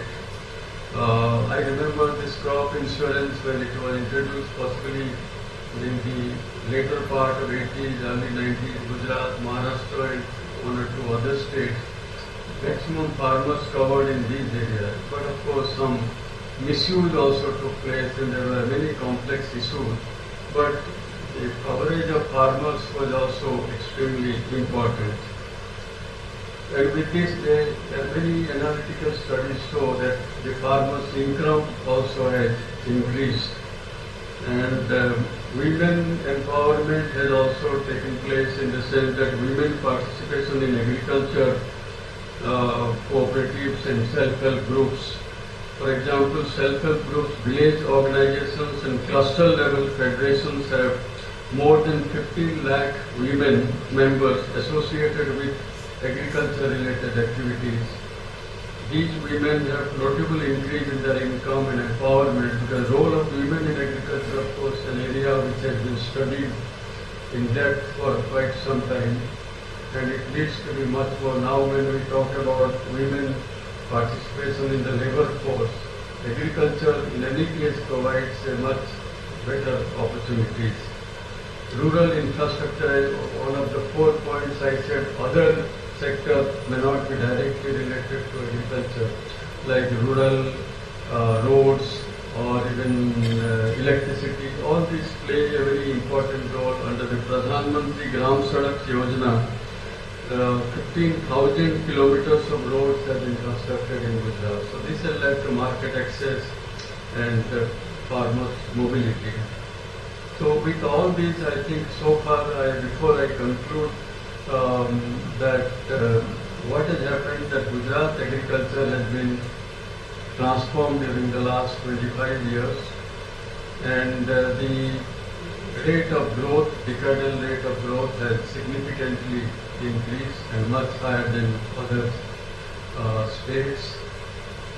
The instability has also decreased, and there have been several policy interventions, whether it is irrigation, whether it is micro irrigation, various types, agro-processing, all these, and also the diversification of agriculture to horticulture, floriculture, and so on. So all these have led to this transformation. But we have still several challenges in the whole country, of course, also to some extent in Gujarat. Particularly climate change and sustainability are issues we must prepare. Gujarat faces significant risk due to climate change. There is a need for adopting measures and sustainable practices such as water conservation. Whatever water we have, we should still conserve more. Soil health management and climate resilient crop varieties, which are essential to mitigate these risks. Strengthening market linkages, we need further strengthening. Promoting farmer-producer organization FPOs, and enhancing digital platforms' role in mitigating these. As the quality of water also, though water use has increased, but quality of groundwater is inferior in some areas, particularly run-up cuts, and in the low-lying saline tracts of Saurashtra and also in the mainland of Gujarat saline water. The deterioration in the groundwater quality in the coastal areas is mainly due to overdrawing also in some cases, causing seawater ingress which needs to be arrested. Promoting water efficient crops and technologies and stricter regulations of water use, because some of the crops which use more water, whether we can diversify it to crops which use less water. And the way forward is that sustainable agriculture practices are crucial for long-term productivity, because we have increased productivity and production, but it has to be sustainable in the long term. And of course the environmental health. Key strategies include soil testing, conservation tillage, some types of tillage can conserve the soil quality, sustainable farming, the adoption of advanced technology like remote sensing, GPS, drones and artificial intelligence. Dr. Nayak mentioned about use of technology also, especially climate resilient crops for efficient and also efficient water use and novel fertilizer. Now we talk about nano fertilizer, of course, use has to expand. And in many cases, I was told that farmers use first the normal fertilizer, but then nano fertilizer, whether it can totally replace the normal fertilizer. Public-private partnership and digitization of agriculture, including Internet of Things and artificial intelligence, can also improve the resource management. Strengthening market linkages, investing in the processing facilities, we still need more processing, more of cold chain, and developing traceability system are vital for robust value chains. To enhance food security and nutrition, promoting bio-fortified crops also, some varieties have developed by ICAR, we need to promote. Nutrition education and awareness about food waste, these are also important. As Gujarat's agriculture sector becomes demand-driven and has access not only to domestic but also international market, lot of things, a lot of crops and agricultural produce we export, the geopolitical tension can affect export. There is a need to have a mechanism to mitigate such risks, because of late, after the Ukraine war and the Middle East, there has been geopolitical tension for the whole country and many other developing countries. So they are interested because globalization also undergoing a change. So that can also affect our agriculture. As we know, the price, international price affects our domestic price also. So in conclusion, I would like to say that the structural transformation of Gujarat agriculture over the last 2.5 decades is a story of resilience, innovation and growth. From a subsistence-based economy to a diversified, market-oriented agriculture sector, Gujarat has set an example for other states to follow. However, as we celebrate these achievements, we must also recognize the challenge that lies ahead. With climate change and geopolitical tension, more uncertainties can arise. Sustainable practice, inclusive growth, and adaptive strategies are essential to ensure Gujarat agriculture sector continues to thrive in the face of changing global and local dynamics. So these are some of the ideas I thought I share with all of you, and it has been a very memorable experience for me to see all of you, many of you whom I know for quite some time, and I am again grateful to the Vice Chancellor, the Director AERC, former directors, for providing me an opportunity to share some of my ideas with you. Thank you.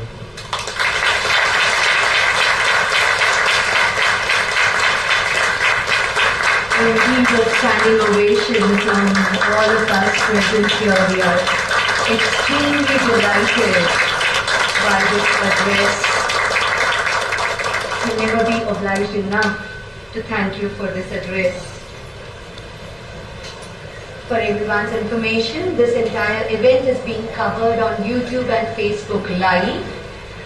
Also, for the delight of this August gathering, allow me to inform you all that like all our previous AERC Foundation Day lectures, this lecture will also be available in the form of a publication for all those of you who are desirous to have the same, for which you can subsequently contact AERC. Extremely thankful for you, sir, for this AERC Foundation Day Lecture 2024. Proceeding further, we now have the pleasure of announcing the release of the book Future Agriculture-Viksit Bharat. We request the dignitaries on the dais to please release the book.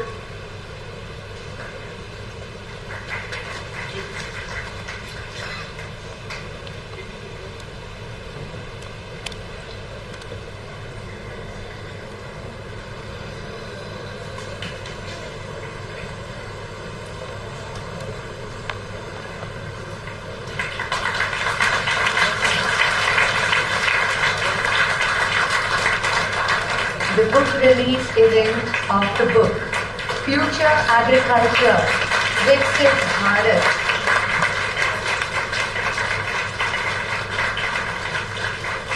The book is edited by Dr. Kirit Shelat, Dr. S.S. Kalankar, Dr. A.R. Patel and Dr. Udimari Mabuya.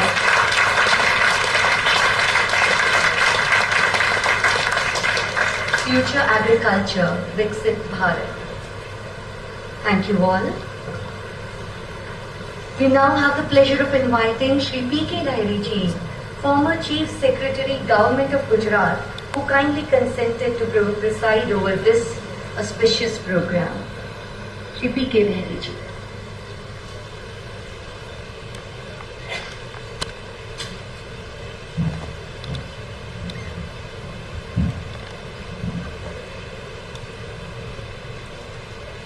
Namaskar.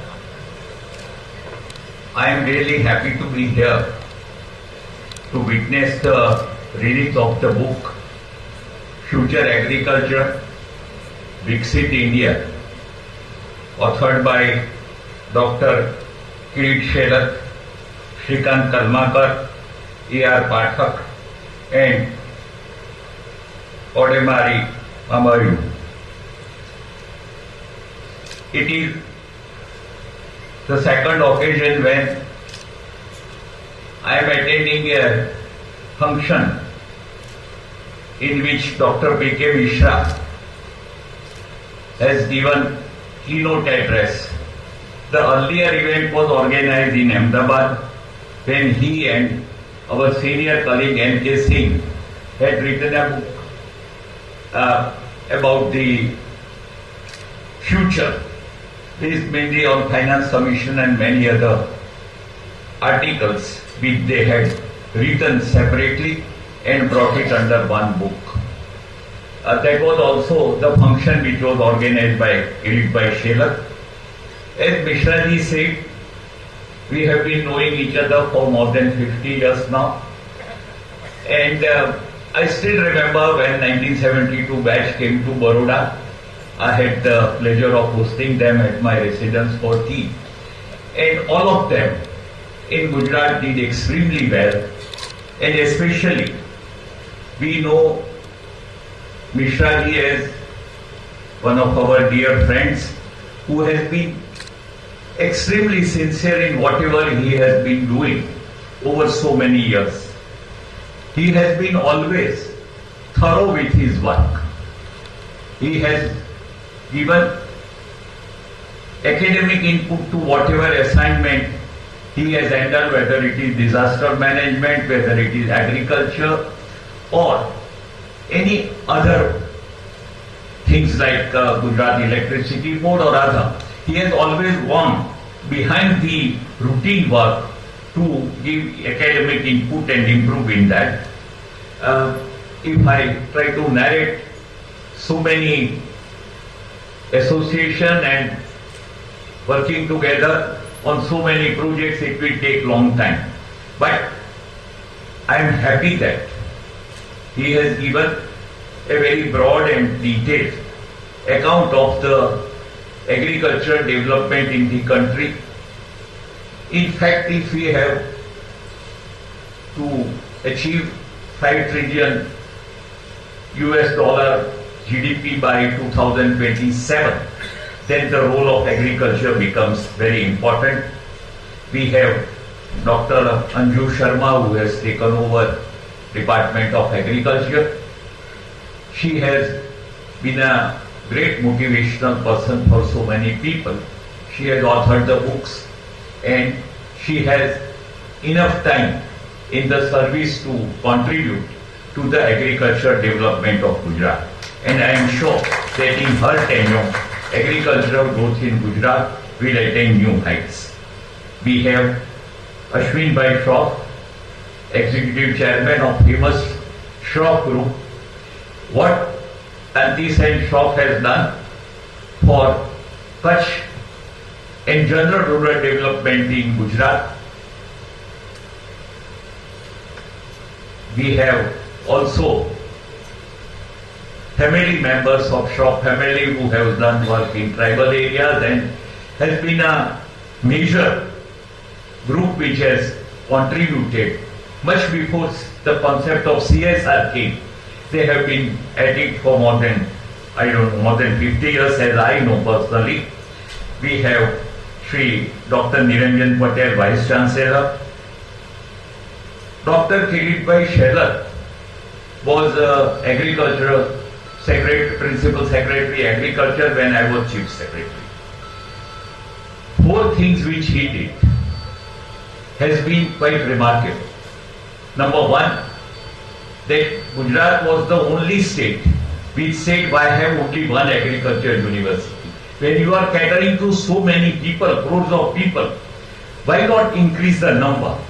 My own friend and colleague R.C. Jain, who happened to be Agriculture Secretary, opposed it tooth and nail, but nonetheless we did that. And we are seeing a very positive result of that after almost 20 years, that all universities are doing extremely well. The second one which Mishra ji mentioned, that the second vibrant Gujarat, we insisted on Honorable Chief Minister Shri Narendra Bhai Modi that you must include agriculture also as a part of the vibrant Gujarat, and Gujarat Green Revolution Company was formed. I will review its performance in due course of time. The third thing which he did was to establish this council which he is heading, And even after retirement at the age of 80, he has been following up his work.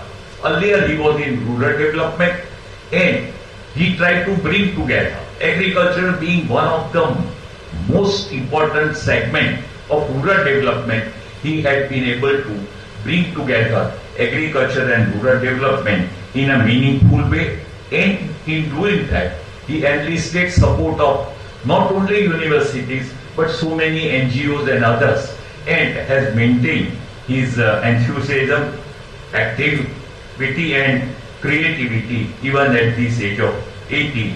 We both share the same year of birth. So it is really a good coincidence. We have Dr.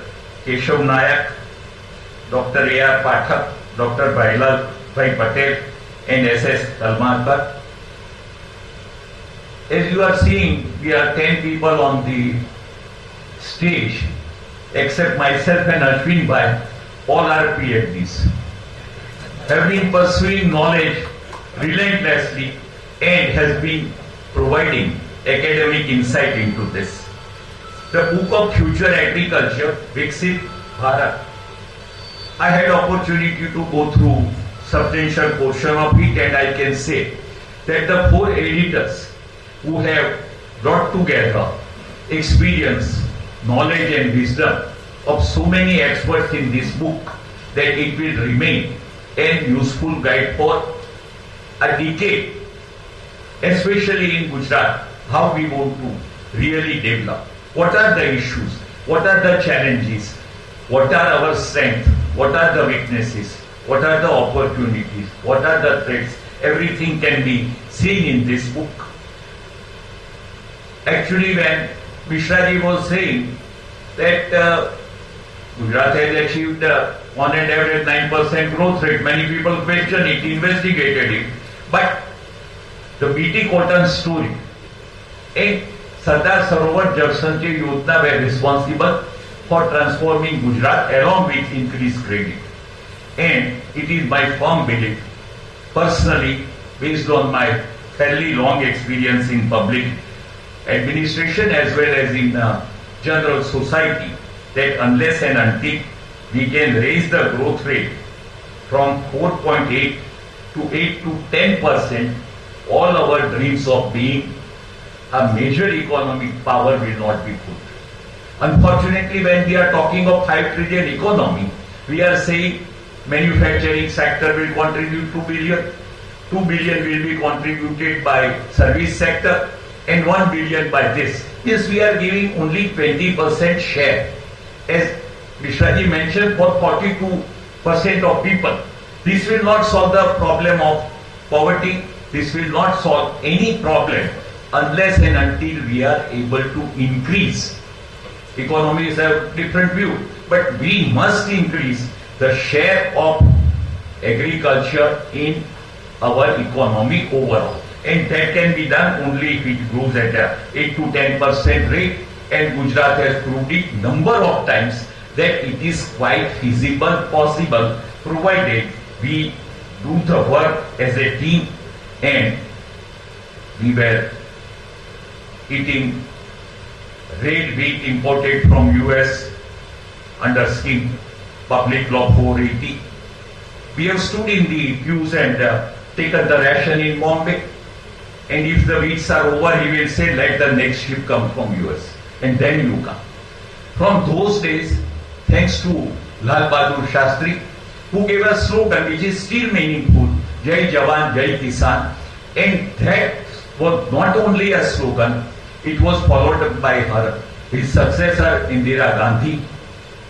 And when C. Subramaniam became Agriculture Minister, you will be surprised, I still remember that when I was DDO Jamnagar in the year 1974, Prime Minister Indira Gandhi, C. Subramaniam and an entire team of senior officers from Ministry of Agriculture came and discussed with collector and DDO for whole day what should be done in each district, how it should be done, what help you need, what are your problems. I have never seen such thorough work being done by any agriculture minister from the center. We all know the contribution of M.S. Swaminathan, but we have forgotten the maximum contribution made by an agriculture minister in India is undoubtedly by Mr. C. Subramaniam, who had actually set a benchmark which is even difficult today to meet with. Now when we talk of agriculture, let us understand one thing clearly.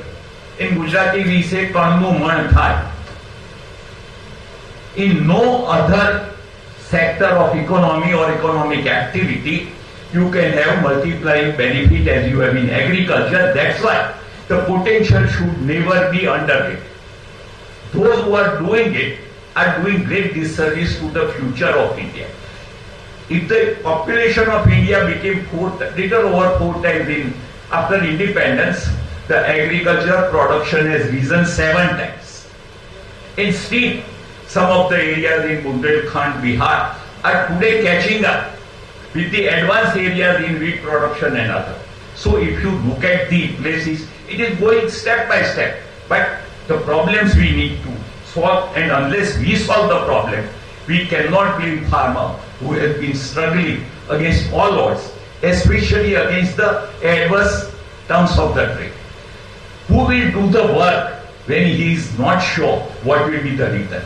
I remember a Sainik school principal, a naval officer, a Sikh from Punjab, when he saw the 4th successive drought in Jamnagar and still the farmer cultivating land for sowing groundnut, he was amazed. He said 3 years they haven't had any, but the faith farmer had in agriculture has sustained all of us and made us not only self-reliant, we are a major exporting country of agriculture produce today. So we should salute farmers, and whoever is giving any pessimistic picture of agriculture are not knowing the reality or the potential.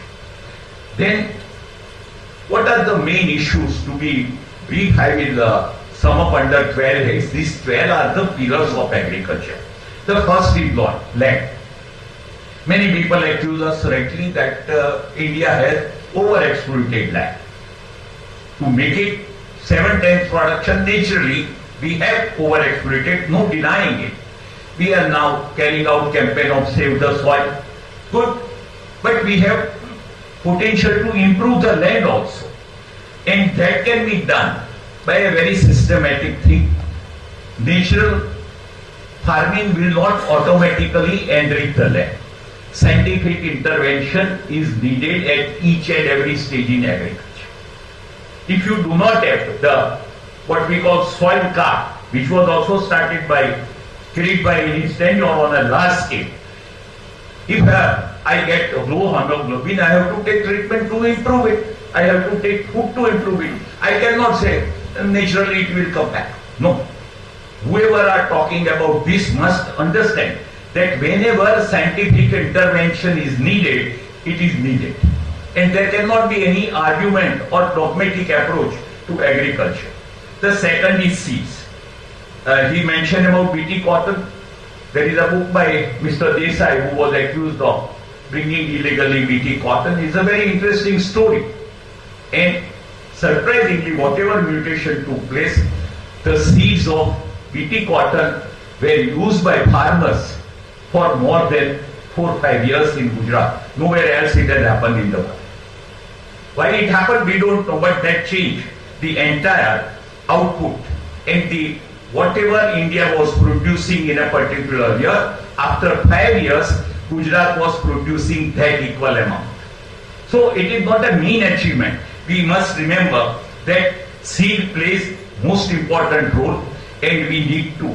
Means universities have done a lot of research. We have things like Lokpan, which was evolved only on the selection method without any genetic modification. Genetic modification is being questioned, and we really don't know. But direct cultivation of rice holds a great potential. If we are able to have this rice area increasing and without any planting once again, it saves the labor, because today the cost of labor has also become very significant in the cost of the production. Then we have water. Mishra ji rightly said that we never thought we will go beyond 50, we have gone to 69%. Mainly because we took very great initiative from 1998 onwards till today. We have constructed check dams, watershed treatment. We have treated water conservation measures on a top priority basis, and today we have definitely a great capacity. Now, talking of micro irrigation, Narmada Planning Group was there, and I am sorry to say, I headed that corporation for not less than 5 years, but we have been not able to seriously implement Narmada Planning Group report, and that has deprived us by at least 25% increase in production and saving 30% of water. We are using that unnecessary delta in that. But if I criticize, somebody will say, oh, no. We must acknowledge where the problem is, and problem today is in Narmada command area. Rajasthan has done 100% micro irrigation, Gujarat has done 0. If we don't face the reality and solve the problem, we will not be able to develop. It is as simple as that. So, calling spade a spade is the first thing we should try to do in a process of the development. We have fertilizer, what Dr. Mishra described, is micro urea, liquid urea is helping. We should use whatever technology, scientific advances are there in this. Insecticide has also become a major source of concern, causing cancer and many other things. And there is hardly any crop which is free from the residue of insecticide. Even milk contains a dangerous level of insecticide, because whatever the food, the animal seed also has that. Then we have credit. Actually, if you look at even today, out of the contribution of $60 billion US, what is the credit given to the farmers? Last 10 years, fortunately, under the dynamic leadership of Narendra Bhai, who also pleaded for that in Gujarat, 90 to 20% rise in credit over a period of 10 years has made farmers' life easy. This small subsidy of 6,000 has prevented many people from borrowing from the private lenders, and it has also reduced the number of farmer suicide. So we have to be really thankful to the government that in last 10 years on the credit front, what government of India under leadership of our Narendra Bhai has done is most remarkable. And if any claim is there, what was not done earlier in 60 years has been done in 10 years as far as the agriculture credit is concerned. Why was not agriculture credit given? Because we still treat it as untouchable. Agriculture will never pay. We know terms of trade are bad, but one of the reasons is inadequate credit, and we have not been able to accept that for so long. But happy that today things are moving in the right direction. Now agriculture is mechanized. You don't find bullocks in many talukas.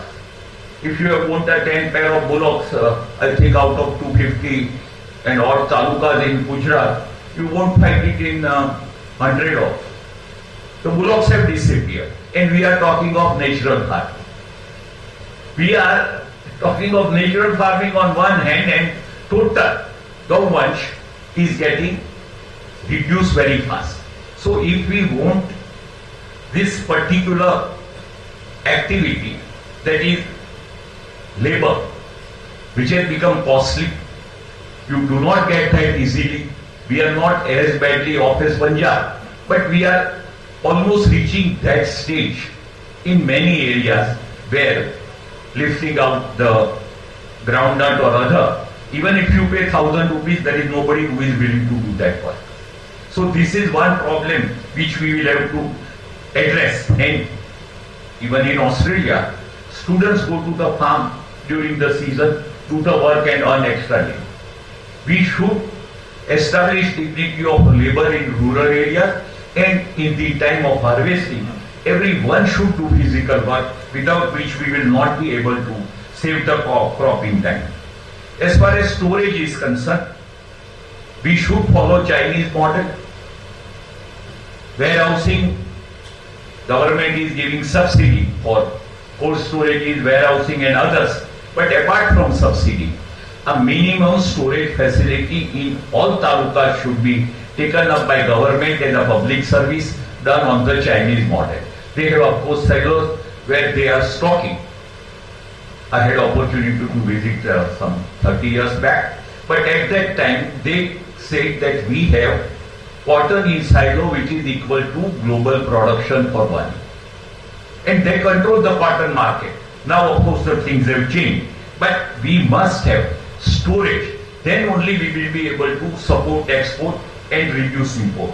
Then we have issue of marketing which Mishra ji has said. APMCs are working, but the middleman takes the cream and people are left with very low return in agriculture. How to give better return? MSP is of course very useful, but that is not the solution in a market economy. Ultimately we have to do that. The issue of transport is also very serious, because many times, say for example, onions are sold at a nominal price in Mohua, but if you want to bring it to Ahmedabad, the triple the cost is on transport. If a cost is 4 rupees, 1 rupee is for onion, 3 rupees is for transport. The transport has become prohibitively costly, and we need to do something about it. 100-mile principle and other things are being talked about, but we are not going to deal with that just now. Value addition is also very important, not only by processing. Even breeding can give better return. So we have to find out how best we can do it. And you remember the Prime Minister announced that 2023 will be celebrated as Millet Year. Jafrabad happens to be my maternal uncle's place, and I used to get pearl millet bajri from my cousins from there. So last year when I went, my cousin had added 10 kilo of bajri. I offered him to pay, which he declined. But my brother said, if you want to pay him, you have to pay the double. Why? Because as soon as Narendra Bhai mentioned Babarkot no bajro in Man Ki Baat, the prices had doubled there. Somebody was talking about branding. I have seen it working. Mityala and Babarkot had good pearl millet, not for any other reason, but they are used during summer, winter and summer, for drying fish. That's why the soil becomes rich, and you get better bajri from these two villages. Then, last but not the least is exports. We have been fluctuating on it. Sometimes we encourage exports of onion, we import garlic, then we export sugar, then again we find it difficult. So this to and fro is not good, and as a country we should prepare a plan which is dependable and reliable. And I can tell you one thing, that whatever may happen, some initiatives might be taken, some may not be taken, but the future of agriculture in India is bright, and I would believe that by 2027, after 3 years, the share of agriculture will definitely be 1 trillion, and I will not be surprised it is more than that, because today communication has improved. Extension work has become very easy. The availability of seed, fertilizer is also improving. Government is giving enough support, and let us hope that future agriculture is such that the future of India will become brighter than what it is today. And we pray to God that let farmers give us such production that we become the most important agriculture country in the world. With these words, I thank Dr. Mishra that he spared his scarce and valuable time to be with us and gave experience and the information, knowledge which he has on agriculture. And I can tell you he was working here as Principal Secretary to Chief Minister Narendra Bhai but chose to go to Delhi because he wanted to do work on agriculture. He has a rare commitment, and if I have to describe my friend in one word, he is very dependable person, and that is why he has been handling such great responsibility for more than a decade. All the best to you, all the best.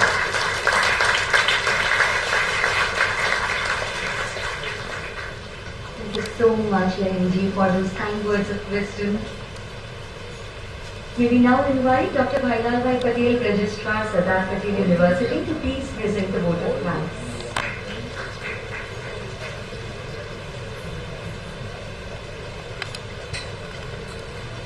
मंच पे उपस्थित सभी आदरणीय महानुभाव, सभागृह में उपस्थित गणमान्य अतिथि विशेष, विभिन्न संस्था के कर्मचारीगण, सबको मेरा सादर प्रणाम।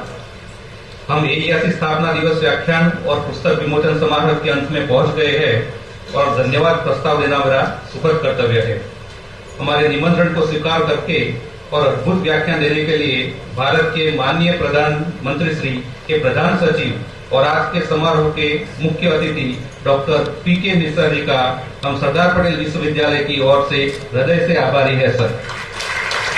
समारोह के अध्यक्षता करने के लिए गुजरात सरकार के पूर्व मुख्य सचिव श्री PK देहरी जी को हम विश्वविद्यालय की ओर से धन्यवाद करते हैं sir. Doctor Anju Sharma, additional chief secretary Gujarat सरकार, श्री अश्विन श्रॉफ, कार्यकारी अध्यक्ष Excel Industries Limited Mumbai, Shri Keshav D Nayak, पूर्व महानिदेशक DRDO, डॉक्टर AR पाठक, पूर्व कुलपति जूनागढ़ विश्वविद्यालय, Shri Praveen Chaudhary, collector Shri Anand, doctor KB Katheria, कुलपति श्री आनंद विश्वविद्यालय, डॉक्टर तिम्बड़िया जी, कुलपति Shri Gujarat national farming university, Shri DK single, CGM NABARD Ahmedabad, आदरणीय डॉक्टर प्रोफेसर महेश पाठक जी तथा सभी सम्मानित आमंत्रित अतिथियों को मैं सरदार पटेल विश्वविद्यालय की ओर से आभार प्रकट करता हूं। इस कार्यक्रम का आयोजन करने के लिए डॉक्टर किरीट सेलाट, कार्यकारी अध्यक्ष श्री NCC SD अहमदाबाद और हमारे विश्वविद्यालय के कुलपति डॉक्टर निरंजन पटेल का मार्गदर्शन प्राप्त हुआ, इसलिए मैं तहे दिल से दोनों का आभार प्रकट करता हूँ।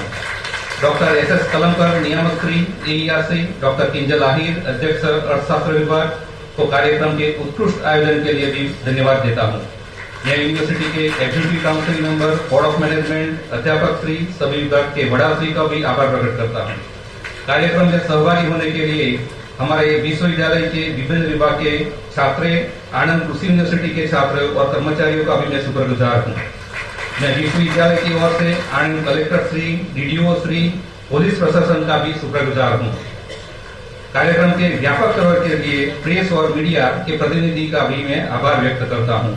और अंत में इस भव्य कार्यक्रम का आयोजन के लिए टीम AERC को बहुत बहुत बधाई, धन्यवाद।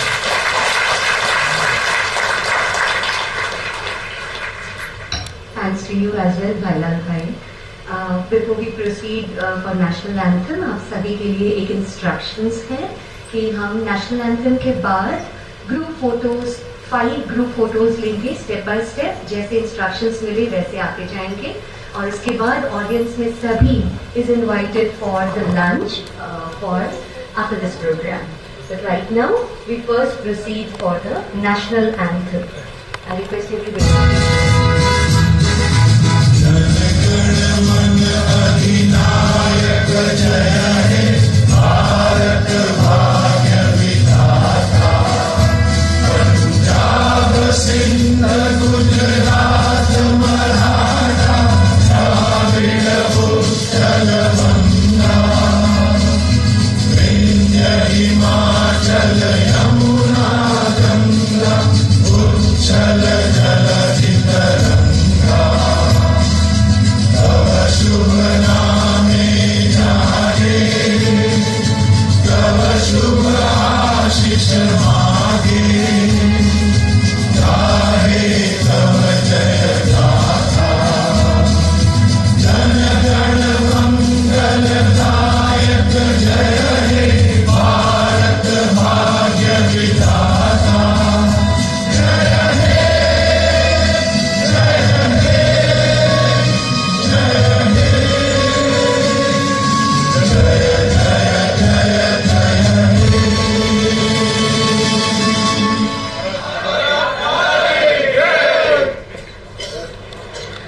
All of you may please be seated. We'll have step-by-step group photos. I'm sure you want to have memorable memories for this event.